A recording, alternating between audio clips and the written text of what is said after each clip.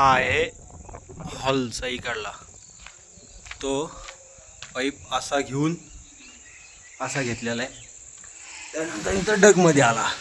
डगमध्ये आल्यानंतर ना हा एक आउटलेट खाली सोडला आणि हा दुसरा जे आउटलेट आहे तो एक नंबर बेडमधून आला. तो पाईप त्याचा आला एसीचा. त्याला क्लिप वगैरे मारून हा पाईप वर गेलेला आहे थेट. तिथून आल्यानंतर ना बाहेरचं दाखवतो. त्यानंतर ना तो आला तिथं पाईप. तो पाईप तिथं आला. ओके. आता हा दुसरा दाखवतो. हा आहे बॅक साईडचा भाग. बॅक साईडचा हा आला इथं इथला डायनिंग टेबलचा आहे वाटतं, सॉरी, हा पाईप. त्यानंतर ना तो वरच्या एसीचा आला हा पाईप. ओके. पाईप इथं आणून सोडला.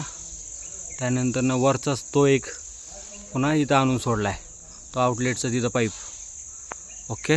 आता हे पाठीमागचं बघू. हा पुन्हा बॅक साईडचा आला. हे दोन पाईप आले इथं. हा इथं आला आउटलेटचा वगैरे. हा पाईप आला वरून थेट इथं आला. तो पाईप वेल करून बाहेर काढला आहे. त्यानंतर आता हे झालं दोनचं. आतून दाखवतो. हा इथं आला पाईप. इथं आलाय हा इथं येईल आला इथं. इथून असा सरळ गेला. ओके. हा आता दुसरा दाखवतो. हा आला हॉलचा पाईप इथं आला. इथं वर घ्या म्हणले म्हणून ते वर घ्यावं लागलं कोर कटिंगचं होल, म्हणून डबल पडलंय. आला एक नंबर बेडरूम. त्याचा पाईप इथं आला असा क्लिप वगैरे मारून. हा आला डायनिंगचा. आता इथं भिंत नसल्यामुळं पाईप आपण असा सोडलाय. तो फर्निचरमध्ये येईल किंवा कशामध्ये तरी येईल. तो इथं असा आलाय. चला तू वर.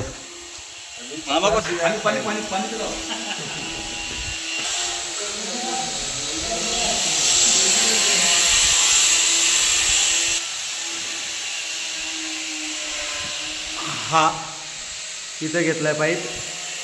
त्यानं कोर कटिंगचं होल मारून तिथं गेलाय तो पाईप. त्यानंतर ना तेच एक समोरचं एक आहे. हा एक हा दुसरा घेतलाय. कोर कटिंग होल पाडून पलीकडे गेलाय.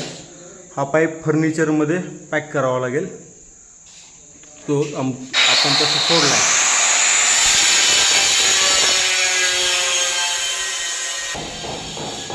आता आलो तिथं. हा वरचा सगळ्यात शेवट. इकडे सूर्य मावळतो. इकडे घेतला. इकडून घेतल्यानंतर ना हा पाईप आला इथं. इथून असा त्या कोर कटिंग करून हा डगमध्ये गेलाय. डगमध्ये जाऊन तो तसाच खाली सोडलाय तुम्हाला दाखवलेल्या प्रमाणे.